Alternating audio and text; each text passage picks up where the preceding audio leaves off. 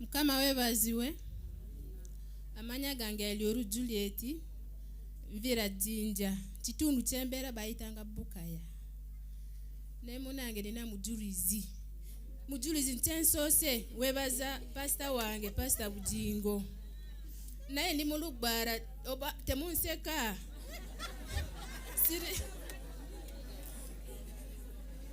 Webaza ku pastor wange. Olunaku bakuba pastor Bujingo rasasi munange nze nakaba maziga. Ngamba pastor wange no tajja kufanga sinaba kuzimba nga petu naba kuzimba Pentagon. Naye Mukama yanyambye pastor yagamba tujje tuwebaze Katonda. Yali lanzi yawa. Nze nata natula ku wansi eri nga nkaba. Ngamba webale Katonda okuyamba pastor wange Bujingo. Naye wange Salt tavaayo TV. Naye kitundu abantu banyogerera bagamba ono mukazi atutamye. Pastor Bujingo bitina nze ngamba yo tata wange. Senga siberawo. Naye Mukama yankoze mwezi gw'okubiri. Landlord yatuwandikira ebbaruwa. Agamba muve mu nyumba yange. Yatubanza mwezi 6. Tubade tusasula mwezi sende mutwalo 8. Awo ebizibu byekwatako twalemereddwa okusasula. Yagamba muveyo nawandika baruwa. Ngamba Katonda wa pastor Bujingo nyamba. Nina abaana 6 ngenda kutula wana abaana bange. Tonswaza setani. Ne munange amazima. Bawange asoka kutwala mukazi sende. Mukazi yaganya gamba sende no mugende nyonye nyumba muve nyumba yange. Na bawange nako magamba mama manyi omukazi yaganya sende tukolotya ngamba mpa sende ezo ngende. Ne kwata sende. Ngamba Katonda wa pastor Bujingo nyamba. Ne ntuka waliwo muzukulu yagamba jaja. Mama akuyita mukazi najja. Natulao nagamba gwe mama sigenda kwata sende zamwe mugende pangise nyumba ndala njagala longosa nyumba yange. Munange ngandiya wankomawo ne sende zange. Ngamba Katonda pastor Bujingo nsaba nsaba ne Katonda nombuliriza dobozi wange. Etiro nzikuze sawa mwenda nga nsaba. Naye munange Katonda yakolete.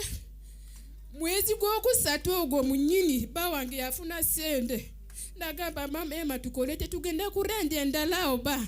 Ngamba tusoke tusasule wali nyumba endala mwezi 2 tuleke omukazi nyumba ye. Tuvayo tusasule wali mwezi 2. Mukama nalaga gendo onyonyeti ploti bawange gamba nyonya. Wabo Luganda wiki 2 nga nyonya ploti. Bantu aleri nyumba biwedde sende nyingi ngamba nedda Katonda laga tengenda kubera n'abaana bange. Naye Katonda yalaze tuguzeko ploti milioni 10.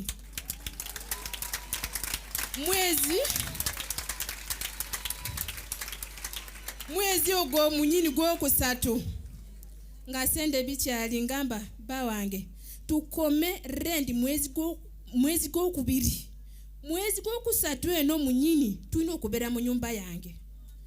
Ngamba bisoboka ngamba bijja kusoboka. Wallahi sasude wati nyonya ko fundi oyo alineba wafe. Ngamba munange tuyambe chukoleko mangu kubanga wali tuyagala just kubeera mwezi 2. Wabo Luganda omusajja nalesa bazimbi nayiwa bazimbi basimba musinzi naye nga ntambula ne ka radio kange ne mafuta kange ntambula ne ka radio ntuka wali kufu nze kenyini nga mfumbira bazimbi mere nga nteka ka radio yange wali ntuni nga pastor Bujingo saba kati wali omwana gamba gwe mama ulirizo yo musajja mubbi ngamba akubiyechi. Ngamba tali mubi oyo tata wange singa sigenda kuzimba wano. Agamba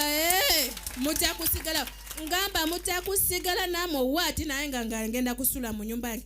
Nga bazimba nyumba yange.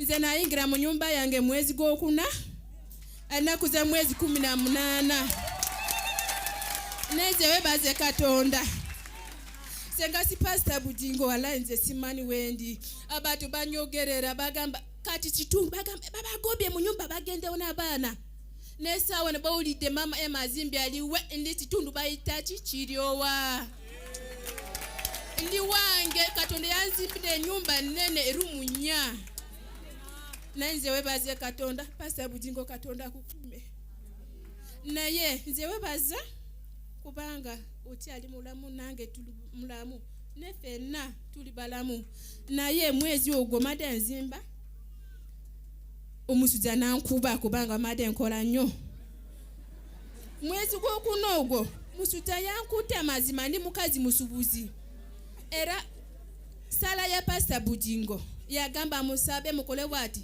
nina ryato mu mazi 3 tusasulere musoro bampita ku mwalo mugaga nira bakozi kati mwezi namba made silinya mu mazi omusujja omutwe binuma bigere binuma ngamba kiki kati kyeyingira fe tunaba kufuna masanyalaze sinaba kati naku zino siwulira ti Pastor Bugingo dobozi gwe kati ruli ekitugamba mudobozi bigamba genda ku mudwaliro nsutu sengenda ku mudwaliro ngamba bankebereko typhoid ne malaria mbuto ina mulwadde ate omusawo gamba tukebereko musulo gamba oli luuto gamba Katonda obadde oterekedde nga nze yingidde ennyumba yange kwanja nsoka efunye luuto kubanga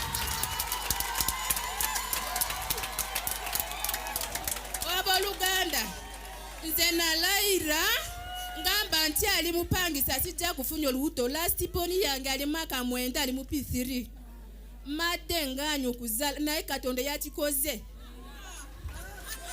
ne munange muwebale Pastor madde nsaba mwezi namba madde sikola madde nsaba mpamukisa enta ntandika okukola nkuwadde omukisa mu linnya lya Yesu atozalenga omukyalo Mwebulaniya era Katonda abongere ettaka abongere n'ebizimbe eyo gye mulimu kaakati efuke y'abapangisa muzimbe ennyumba ennene mu linnya lya Yesu omwana Katonda omulamu mukube mugalo yammwe